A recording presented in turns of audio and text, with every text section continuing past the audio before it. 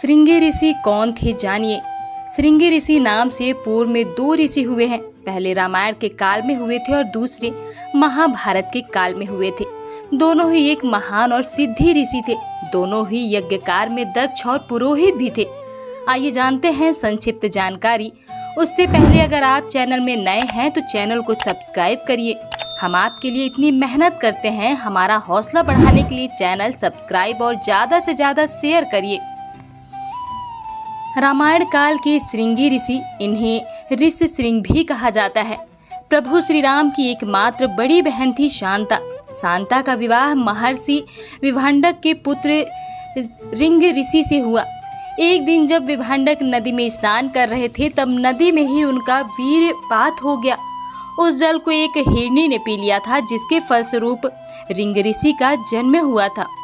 एक बार एक ब्राह्मण अपने क्षेत्र में फसल की पैदावार के लिए मदद करने के लिए राजा रोमपद के पास गया तो राजा ने उसकी बात पर ध्यान नहीं दिया। अपने भक्त की बेइज्जती पर गुस्साए इंद्रदेव ने बारिश नहीं होने दी, जिस वजह से सूखा पड़ गया। तब राजा ने ऋंग ऋषि को यज्ञ करने के लिए बुलाया। यज्ञ के बाद भारी वर्षा हुई। जनता इतनी खुश हुई कि अंग देश में जश्न का माहौल बन गया।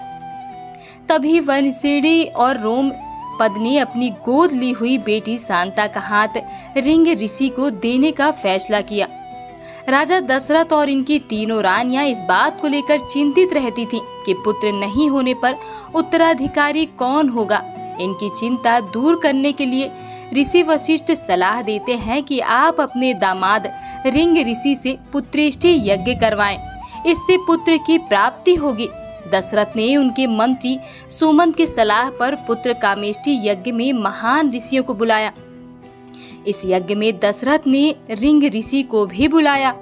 ऋंग ऋषि एक पुण्य आत्मा थे तथा जहाँ वे पांव रखते थे वहाँ यश होता था। सुमंत ने ऋंग को मुख्य ऋत्विक बनने के लिए कहा। दशरथ ने आयोजन करने का आदेश दिया। पहले तो ऋंग ऋषि ने यज्ञ करने से इनकार किया, लेकिन बाद में शांता के कहने पर ही ऋंग ऋषि राजा दशरथ के लिए पुत्रेष्टि यज्ञ करने के लिए तैयार हुए थे। कहते हैं कि पुत्रेष्टि यज्ञ कराने वाले का जीवन भर का पुण्य इस यज्ञ की आहुति में नष्ट हो जाता है। इस पुण्य के बदले ही राजा दशरथ को पुत्रों की प्राप्ति हुई।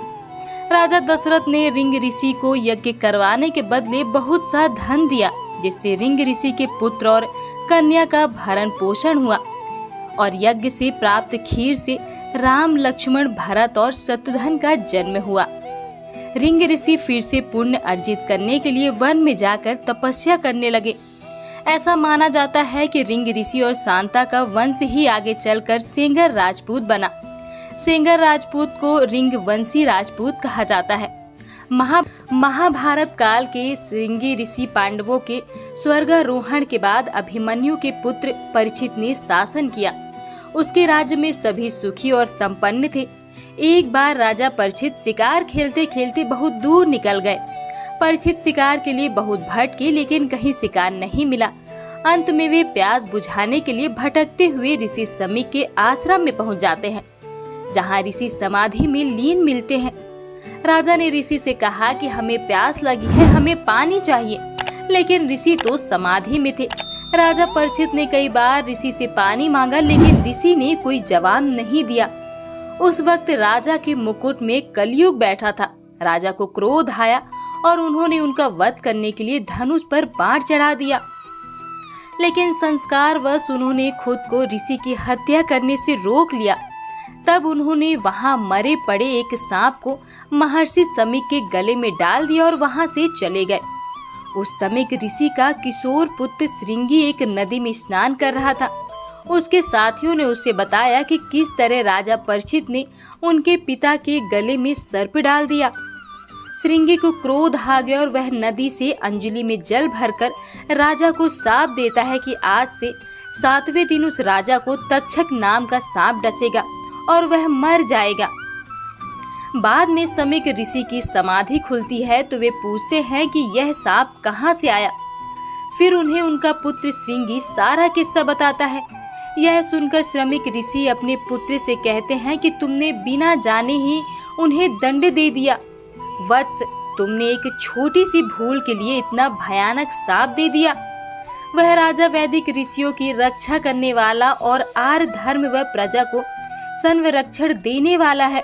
उसके मारे जाने से राज्य में अत्याचार और अनाचार बढ़ेगा और इस घोर पाप का दोष तुम्हें भी मिलेगा। श्राप के चलते वे 7वें दिन राजा परीक्षित सांप के डसने मर जाते हैं। राजा परीक्षित की मृत्यु का कारण जब उनके पुत्र जन्मेजय को पता चला तो उन्होंने संकल्प लिया कि मैं एक ऐसा यज्ञ करूंगा जिसके चलते सभी नाग जाति का समूल नाश हो जाएगा। जन्मेजय के यज्ञ के चलते एक एक करके सभी नाग यज्ञ की शक्ति से खिंचाकर उसमें भस्म होते जा रहे थे। कतु और कश्यप के पुत्र वासुकी की बहन देवी मनसा ने नागों की रक्षार्थ जन्म लिया था। अधिकतर जगहों पर मनसा देवी के पति का नाम ऋषि जरकारु बताया गया है और उनके पुत्र का नाम आस्तिक है, जिसने अपनी माता की कृपा से सर्पों को जन्मेजय के यज्ञ से बचाया था।